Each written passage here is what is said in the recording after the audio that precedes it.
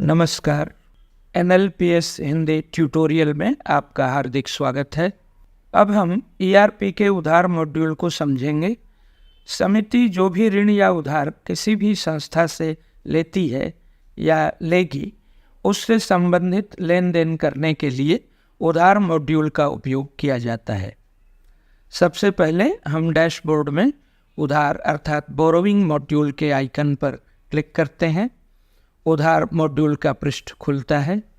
सबसे पहले नया आवेदन तैयार करने की प्रक्रिया समझेंगे। बैंक में खोले गए नए ऋण खाते के आवेदन के लिए खाता निर्माण पर क्लिक करें।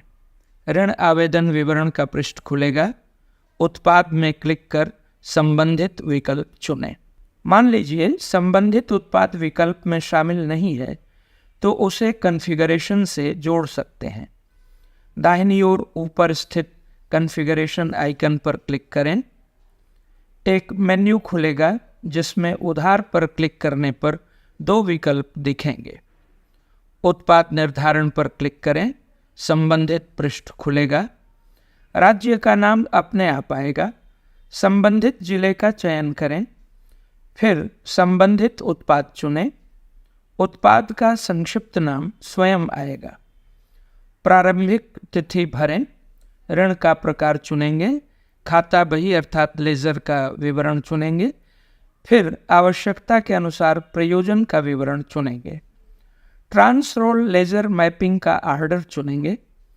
अब सुरक्षित करें पर क्लिक करेंगे तो पॉपअप में सफलता का संदेश आएगा। ओके पर क्लिक करें।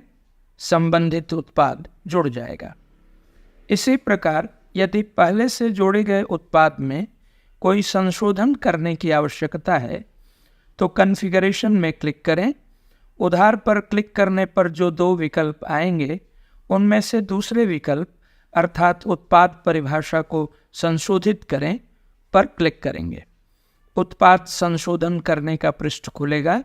संबंधित उत्पाद और जिले का चयन करने के बाद संबंधित उत्पाद का विवरण दिखेगा जिसमें हम ज़रूरत के हिसाब से संशोधन कर सकते हैं।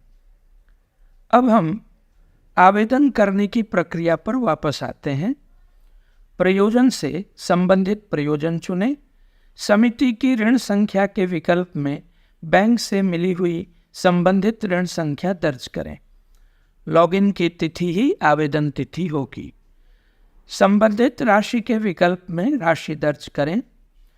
फिर बैंक मंजूरी अद्यतन करने वाले भाग में स्वीकृति अर्थात मंजूरी तिथि भरें। मंजूर की गई राशि भरें। चुकौती के प्रकार का चयन करें। चुकौती का तरीका चुनें। ब्याज दर भरें। दंडात्मक ब्याज दर भरें। IOD दर भरें। फिर ऋण अवधि विवरण वाले भाग में यदि कोई तैयारी अवधि अर्थात जेस्टेशन पीरियड हो तो उसे भरें। ऋण अवधि माह में भरें। पहली किस्त की देय तिथि स्वतः प्रदर्शित होगी। अब सुरक्षित करें पर क्लिक करें। पॉपअप में सफलता का संदेश आएगा। ओके पर क्लिक करें और नए ऋण का आवेदन तैयार है। आइए अब संवितरण की प्रक्रिया समझते हैं। संवितरण आइकन पर क्लिक करें। एक पृष्ठ खुलेगा। यहाँ हम पहले से तैयार ऋण आवेदन या नए ऋण आवेदन पर बैंक द्वारा किए गए ऋण संवितरण के वाउचर तैयार कर सकते हैं। उत्पाद का चयन करें। ऋण संख्या चुनें। यह ऋण संख्या ERP द्वारा दी गई होती है। समिति की ऋण संख्या अपने आप आएगी। स्वीकृत अर्थात मंजूर की गई ऋण राशि प्रदर्शित होगी। लॉगिन तिथि ही मंजूरी तिथि होगी। ब्याज दर, दंडात्मक ब्याज दर और IOD दर आवेदन के अनुसार प्रदर्शित होंगी। संवितरण वाले भाग में संवितरण राशि विकल्प में राशि भरें। लॉगिन तिथि ही संवितरण तिथि होगी। चुकौती का प्रकार, चुकौती का तरीका और देय तिथि स्वतः प्रदर्शित होंगे। वाउचर का प्रकार आवश्यकता के अनुसार चुनेंगे। यदि अंतरण का मामला है तो अंतरण चुनेंगे। बैच ID का एक पॉपअप खुलेगा। इस प्रक्रिया को हम सदस्य को ऋण संवितरण के अंतर्गत समझ चुके हैं। अभी के लिए हम नकद का विकल्प चुनते हैं। सुरक्षित करें पर क्लिक करने पर पॉपअप में सफलता का संदेश आएगा। ओके पर क्लिक करें। अब हम चुकौती चार्ट पर क्लिक करेंगे। संबंधित पृष्ठ खुलेगा। उत्पाद के विकल्प से संबंधित उत्पाद को चुनें, ऋण संख्या चुनें। नीचे चुकौती चार्ट विवरण खुलेगा जिसमें संबंधित ऋण की किस्त की राशि, बकाया राशि, देय तिथि और ब्याज दर का विवरण होगा। प्रिंट के विकल्प से हम विवरण को प्रिंट भी कर सकते हैं। अब हम संग्रहण अर्थात कलेक्शन आइकन पर क्लिक करेंगे। संग्रहण का पृष्ठ खुलेगा। उत्पाद के विकल्प से संबंधित विकल्प चुनें, संबंधित ऋण संख्या चुनें। समिति की ऋण संख्या अपने आप आएगी। वाउचर का प्रकार चुनें। यदि अंतरण है तो अंतरण का विकल्प चुनें।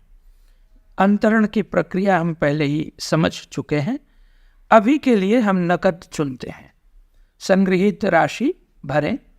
नीचे मूलधन, ब्याज, दंडात्मक ब्याज, अतिदेय ब्याज अर्थात IOD और शेष राशि आवेदन के अनुसार स्वयं प्रदर्शित होंगे। लेकिन हम संग्रहण की राशि का विभाजन अपनी आवश्यकता के अनुसार भी कर सकते हैं। केवल यह ध्यान में रखना है कि संग्रहित राशि और विभाजन का कुल योग दोनों बराबर हों। नरेशन स्वतः आएगा जिसमें आवश्यकता के अनुसार संशोधन किया जा सकता है। सुरक्षित करें पर क्लिक करें। पॉपअप में सफलता का संदेश आएगा। ओके पर क्लिक करें। अब इस संग्रहण प्रक्रिया को समझने के साथ ही ERP में उधार के अंतर्गत की जाने वाली प्रक्रियाओं की जानकारी पूरी होती है।